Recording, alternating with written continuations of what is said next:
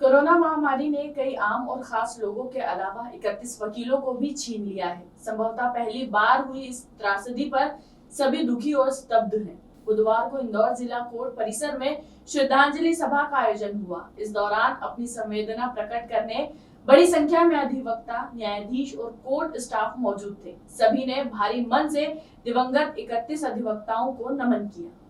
इसके बाद कोर्ट परिसर में झाड़ ग्रुप के सदस्यों ने भी शोक संवेदना जाहिर की। उनके इतिहास में ये पहला मौका है जब 31 अभिभाषक संघ के सदस्यों का निधन हुआ है और उनकी शहादत जो है सामूहिक शोक सभा हमने आयोजित की है।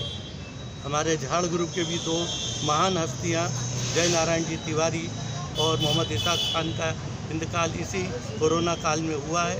10 माह से कोर्ट बंद है, लेकिन इसके बावजूद भी जो है कोर्ट में सभी वकील जो है जुझारू रूप से अपना काम घर पर बैठ के कर रहे हैं। इसके बावजूद भी जो है उनकी आकस्मिक मौत और कोरोना के कारण हुई है। हमारे जय नारायण जी तिवारी साहब का इंतकाल भी जो है कोरोना के कारण ही हुआ है।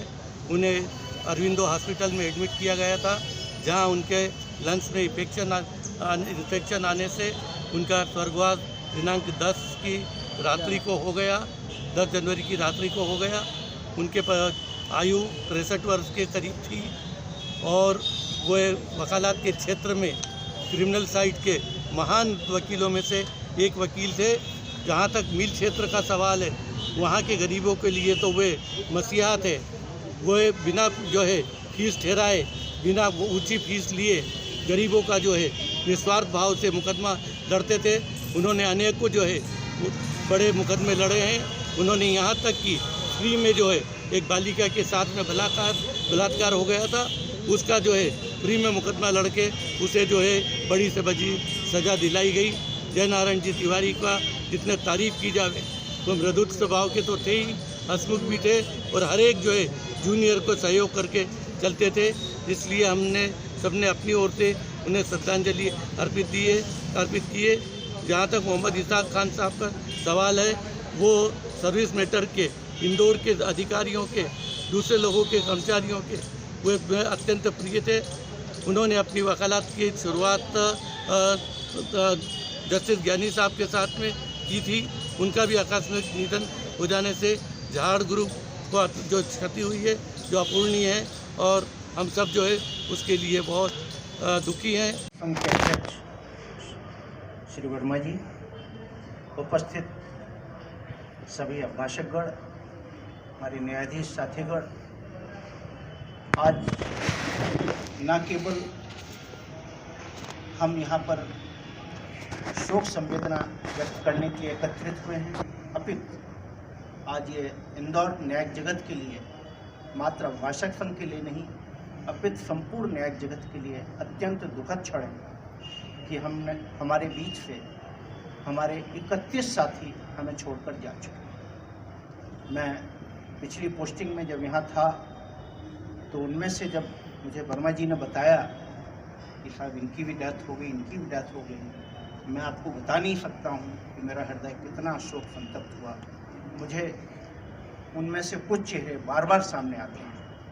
उनकी भरमाहसाहत, वो लोग जिस तरीके से कोर्ट में पेश होते थे, मतलब उनका इतना अच्छा, कुछ अधिवक्तागण अधिकांश को तो संभवतः मैं जानता भी नहीं, लेकिन कुछ जो मेरे को चेहरे याद हैं, वास्तव में हमारे लिए बहुत बड़ी क्षत है। संपूर्ण न्यायिक जगत के लिए बहुत क्षत है। इंदौर अभिभाषक संघ के लिए तो क्षत है ही, लेकिन अच्छा अभिभाषक, अच्छे अभिभाषक एक अच्छे न्यायाधीश का भी निर्माण करते हैं। हमें इस चीज़ को कभी नहीं भूलना है, क्योंकि प्रत्येक न्यायाधीश किसी न किसी रूप में अभिभाषक संघ का ही सदस्य होता है।